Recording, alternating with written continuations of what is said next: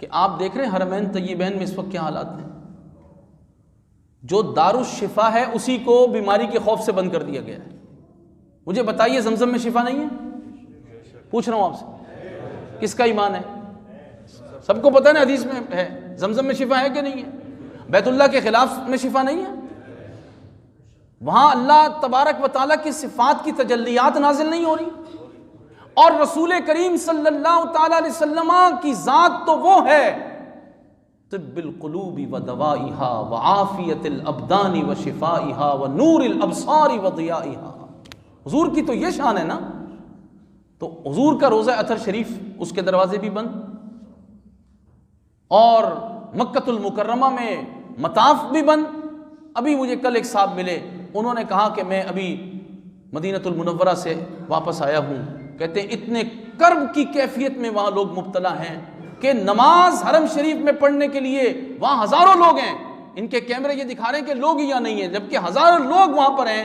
وہ حرم میں جانا چاہتے ہیں نماز پڑھنے کے لیے، ان کو نہیں جانے دیا جاتا. یہاں تک کہ وہ مسجد عائشہ صدیقہ جب پہنچتے ہیں، اگر مدینہ منورہ سے آ رہے ہیں، احرام کی حالت میں ہوتے ہیں، ان کا احرام کھلوا دیا جاتا ہے، احرام اتارو. یہاں تک کہ انہوں نے کہا کہ ہم نے بڑی کوشش کی کہ کسی طرح مطاف تک پہنچے، ہمیں طواف نہیں کرنے دیا گیا. بڑی مشکل سے ایک جگہ سے داخل ہوئے تو وہ کہتے ہیں کہ 4 پھیرے ہوئے تھے، بیچ میں نماز کا وقت آ گیا، ہم نے نماز پڑھی، نماز کے بعد 3 پھیرے ہمیں وہاں شرطوں نے نہیں کرنے دیے، اور وہاں سے ہمیں دھکے دے کے نکال دیے کہ جاؤ باہر کرو. کہتے ہیں ہم حرم کے باہر حسرت بری نگاہوں سے بیٹھے رہے کہ ہم اللہ کے گھر کا دیدار نہیں کر سکتے، جس پر ایک نگاہ ڈال کر ہماری ساری دعائیں قبول ہو جاتی ہیں. یہ کون لوگ ہیں؟ حرم شریف پر کس کا ایجنڈا نافذ ہے اور کیا ہو رہا ہے؟ امت مسلمہ کو اس وقت بہت فکر کی ضرورت ہے. جو ہمارا مرکز ہے اسلام کا، رسول پاک علیہ الصلوۃ والسلام کا روضہ اطہر شریف، وہاں لوگ دل کی کیسی کیسی تمنائیں لے کر جاتے ہیں، اور حضور کے روضہ اطہر شریف کا دیدار کر کے وہ اللہ تعالیٰ کا کیسا قرب پاتے ہیں. اب بالکل بند کر دیا گیا ہے، لاک ڈاؤن کیا جا رہا ہے 45 دن کے لیے اور اتنے دن کے لیے. یہ کیا ہو رہا ہے؟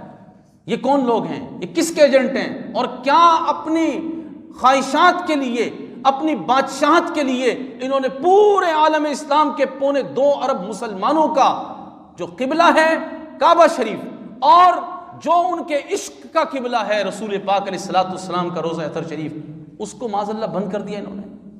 کوئی پوچھنے والا نہیں ہے ان کو.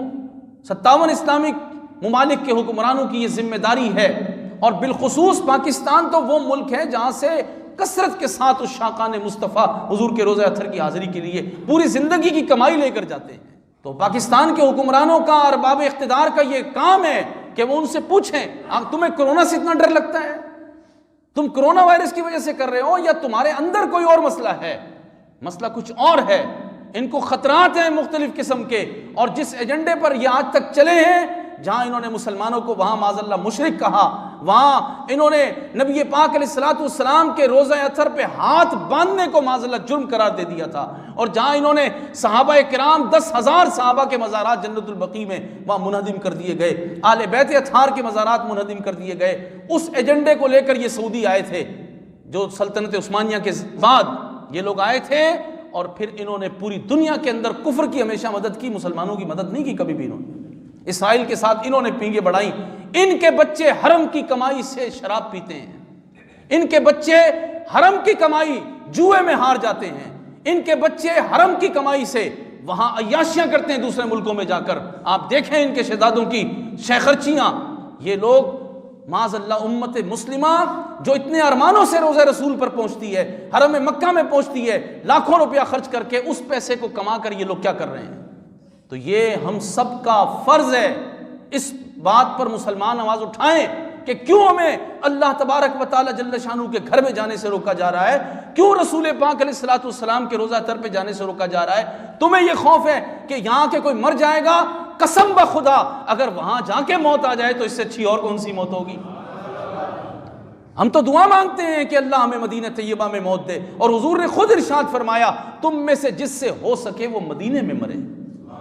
خود حضور فرماتے ہیں جس کی خاک جنت البقیع سے مل گئی، جس کی خاک جنت المعالی سے مل گئی، بتائیے اس سے بڑا بھی کوئی نصیب والا ہوگا؟ تو یہ کیوں روک رہے ہیں ہمیں؟ انہیں کہیں کہ ہم مرنا بھی چاہتے ہیں تو اس پاک دھرتی پر مرنا چاہتے ہیں، ہمیں آنے سے نہ روکا جائے. تو یہ آواز آپ اپنے جس فورم پر آپ اٹھا سکتے ہیں اس پر ضرور اٹھائیے گا. ایسا نہ ہو کہ آپ کہیں یار ہمیں کیا ہے, ہم نے جانا نہیں ہے. اللہ کرے آپ کو بھی جانا ہو. تو اس لیے میری آپ سے یہ گزارش ہے کہ دعا کیجیے اللہ تعالیٰ اپنے حبیب صلی اللہ تعالیٰ علیہ وسلم کے صدقے, حضور کے غیرت مند صحابہ کے صدقے, حرمین طیبین میں اہل ادب کی خدمت لے آئے. اللہ تعالیٰ ادب کرنے والوں کی خدمت وہاں لے آئے, اور ان بے ادبوں شریروں سے جو یہود و نصارہ کے ایجنٹ ہیں, اللہ تعالیٰ ان سے ہماری جان چھڑا دے. اور خادم الحرمین شریفین وہی لوگ ہوں جو ترک زمانے میں لوگ تھے, اور اس سے پہلے جو حکمران تھے جو رسول پاک علیہ السلام کے روضہ اطہر کی خدمت کرتے تھے, سلطان نور الدین زنگی جیسے لوگ اللہ تبارک و تعالی امت کو عطا فرما دے. آمین اللہم آمین بجاہ النبی الامین صلی اللہ علیہ وسلم.